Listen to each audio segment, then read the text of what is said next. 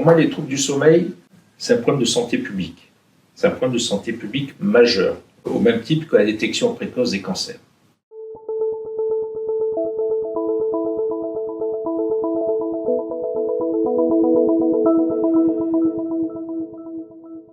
Les troubles du sommeil en général, on a 60% de nos consultations concernent le syndrome d'apnée-hypopnée obstructive du sommeil, ce qu'on appelle le SAHOS. C'est ça qui fait la gravité essentiellement des troubles du sommeil.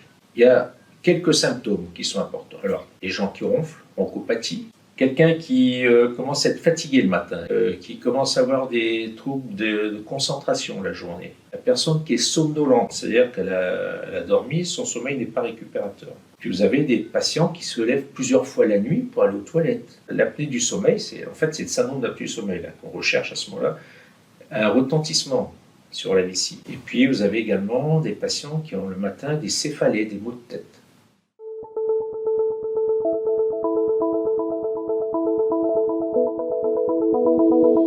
Le patient a pris rendez-vous sur Doctolib. Donc je le reçois, consultation à peu près 20 minutes. Après, quand on décide un examen, s'il y a un examen nécessaire, on lui fixe une date pour la nuit qui va passer à la clinique. Et puis après, il y a la date où je vais le revoir entre 15 jours et un mois après l'examen qu'il a passé. Je lui propose soit une orthèse d'avancée mandibulaire, s'il y a nécessité de faire ça, soit une PPC. C'est une pression positive continue, c'est ces petits masques et ces petits appareils. En fait, c'est un petit flux d'air qui maintient les voies aériennes ouvertes la nuit. Voilà. Soit ça, soit des traitements, parce qu'il n'y a pas besoin d'avoir un appareillage.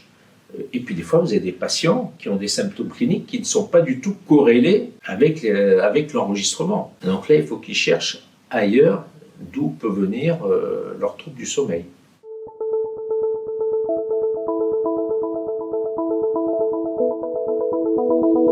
Il y a deux choses en fait. Il y a à la fois le service de sommeil qui a été créé en 2021, service avec 6 lits. On fait des examens qu'on appelle des polysomnographies, à la fois pour un diagnostic et après pour la prise en charge des patients. Et puis, création du site internet Arsa Santé Sommeil par le docteur Chandeclerc qui s'occupe également du sommeil. Donc, il a créé un site internet avec des partenaires professionnels à qui on peut adresser les patients.